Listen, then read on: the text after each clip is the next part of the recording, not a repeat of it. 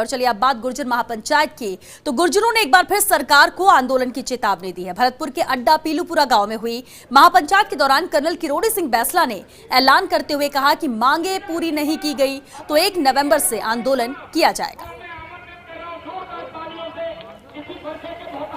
तो समय सरकार को दिया गया है मांगे पूरी करने के लिए। बयाना के अड्डा पीलूपुरा गांव में आज महापंचायत हुई है।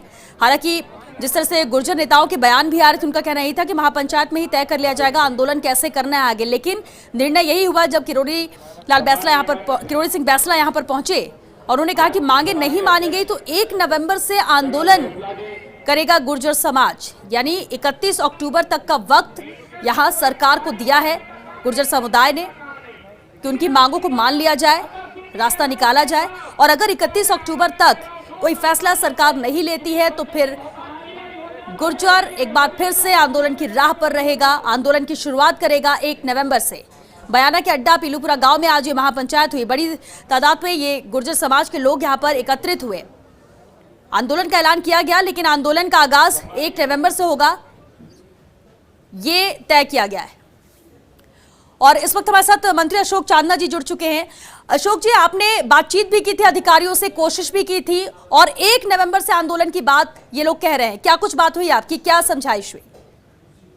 जी देखिए, उनके सारे मुद्दे आदरणीय किरोड़ी बैसला साहब से चर्चा मेरी हुई थी पहले जी, और उसके ऊपर डिपार्टमेंटल मीटिंग्स भी हुई हैं। और आज मैं बयाना उसी ले गया था कि यदि किसी प्रकार की वार्ता कमेटी के बीच में और सरकार के बीच में होती है तो मैं उसके लिए वहां पर तैयार था जी। लेकिन आज केवल एक वो मीटिंग थी और उन्होंने वही मुद्दे और वो मांगे वही रखकर और आगे आंदोलन करने का फैसला किया। तो यही हुआ आज। लेकिन इनका कहना है कि अल्टीमेटम सरकार के लिए वक्त सरकार को दिया 31 अक्टूबर तक बातें मानने के लिए। सरकार का क्या रुख रहेगा इस पर? होमवर्क चल रहा है। उनकी जो मांगे हैं उनकी एक एक कानूनन किस प्रकार से हम उनकी मांगे कर सकते हैं, तो कानून दायरे के अंदर उसको देखते हैं।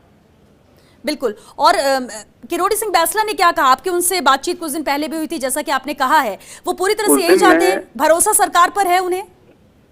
देखिए, मैं खुद उनके पास में घर जाके मिला था जी, और वही 4 मांगे जो उन्होंने 4 से 5 मांगे जो उन्होंने लिखित में खुले में चर्चा हुई, तो उस समय तो मांगों के ऊपर ही चर्चा हुई थी और उसके बाद हमने इसको निरंतर मीटिंग्स कर करके एक एक पॉइंट को सब डिपार्टमेंट्स के साथ में हम लोग डिस्कशन कर रहे हैं। जी, चलिए बहुत शुक्रिया अशोक चांदना जी पूरी बातचीत के लिए। तो अशोक चांदना खेल मंत्री, जिनका कहना यह था कि कुछ दिन पहले मुलाकात हुई थी कर्नल किरोड़ी सिंह बैसला से और वही मांगे हैं, जैसा कि फर्स्ट इंडिया से भी बातचीत में इनका कहना यही था कि पुरानी मांगे हैं, कोई नई मांगे हमने नहीं रखी हैं, लेकिन उन्हें पूरा नहीं किया गया है। सरकार इसे प्राथमिकता से ले। और आज महापंचायत बुलाई गई थी, कोशिश ये की जा रही थी कि इसे आंदोलन को रूप दिया जाए, लेकिन 31 अक्टूबर तक का वक्त यहां पर दिया गया है। और इस वक्त हमारे साथ नीरज के पवन जी जुड़ चुके हैं। नीरज जी, पिछली बार भी अहम भूमिका आपने निभाई थी जब ये आंदोलन बहुत तेजी से आगे बढ़ रहा था और उसके बाद सहमति बनी थी। एक बार फिर से 31 अक्टूबर तक का वक्त इन लोगों ने दिया है, क्या कुछ उम्मीद लग रही है? बातचीत में क्या सामने आया? देखिए श्वेता जी, राज्य सरकार की ओर से बहुत सकारात्मक, सहयोगी और पूर्ण रूप से पॉजिटिव एटीट्यूड हमेशा रखा गया है जी।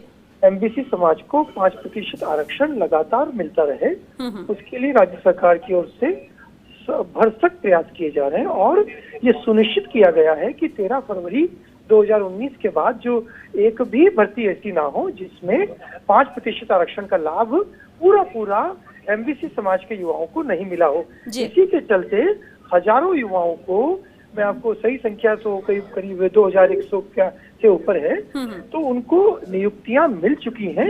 हम उनकी सूची भी लेकर के आए थे, बाई नेम सूची लेकर आए थे कि जिनको नियुक्तियां मिल चुकी हैं। और आने वाले समय में भी जिनके इंटरव्यू प्रोसेस में है, जिनकी परीक्षा होने वाली है, उन सबको भी एमबीसी स्कूल के सभी जो सदस्य हैं उनको 5% आरक्षण का पूरा लाभ मिले। राज्य सरकार की स्पष्ट मंशा है। जब ये इनको बताई गई, जब इनको सारा समझाया गया, तो काफी सारे बिंदुओं पर सबने सहयोगात्मक निर्णय लिया। हम कर्नल साहब के आभारी हैं कि उन्होंने कोरोना काल, नवरात्रि, बुआई का समय, ये सब चीजें देखते हुए अपनी इस आंदोलन को स्थगित किया है और हम आगे भी सरकार की ओर से कभी भी कोई मनादी नहीं है। कोई भी बिंदु आएगा तो उस पर बैठ करके शांतिपूर्वक विधिक समाधान आसानी से निकाला जा सकेगा। बिल्कुल नीरज के पवन जी, सरकार की मंशा पर तो सवाल नहीं है, जिस तरह से आपने कहा कि उनके पास पहुंचे और उनको सब बताया, लेकिन फिर ये आंदोलन क्यों कर रहे हैं? सवाल तो यही है, सरकार कर रही है, आपने कहा नियुक्तियां भी दी गई हैं, और क्योंकि कल तक जिस तरह का रुख था, विजय बैंसला से जब बातचीत हुई, उनका कहना था कि सरकार ने जो वादे किए वो पूरे नहीं कर रही है और इसलिए उनको मजबूर किया जा रहा है ये करने के लिए। कुछ कम्युनिकेशन गैप हो सकता है, कहीं पर उनको ऐसा लगा हो कि नियुक्तियों में आरक्षण नहीं मिल रहा है, कोई ऐसी चीज है जो कोई भर्ती ऐसी निकली हो जिसमें उनको किसी ने कहा हो कि इसमें नहीं मिला है, तो हमने सारा दिखाया है।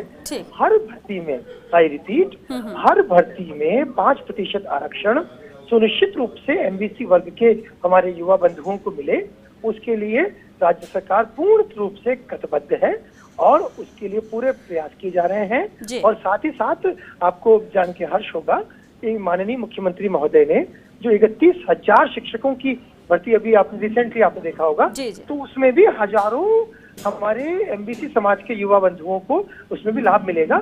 तो सबसे आग्रह है कि सब इसमें कंपटीशन में भाग लें और अपनी प्रतिभा के अनुसार, अपनी योग्यता अनुसार।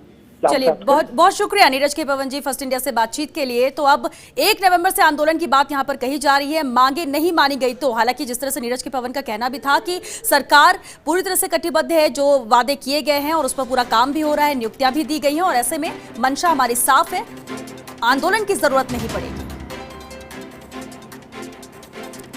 तो फिलहाल इस आंदोलन को 1 नवंबर तक के लिए स्थगित किया गया है। आज महापंचायत बुलाई गई थी और उसके बाद आज ही निर्णय लेना था आंदोलन को लेकर, लेकिन जिस तरह से वार्ता हुई, बातचीत हुई, विस्तार से उन्हें बताया गया कितनी नियुक्तियां अभी तक दी गई हैं और इस पिछली बार जो वादे हुए थे और जो तय हुआ था उसके बाद से, तो ऐसे में अब 31 अक्टूबर तक का गुर्जर समाज द्वारा वक्त दिया गया है सरकार को कि जो भी कमियां हैं या जो उनके वादे पूरे नहीं हुए, जो उनकी मांगे, उसे पूरी तरह से इम्प्लीमेंट किया जाए। और अगर ऐसा नहीं होता है तब 1 नवंबर से आंदोलन की राह पर होगा गुर्जर समुदाय।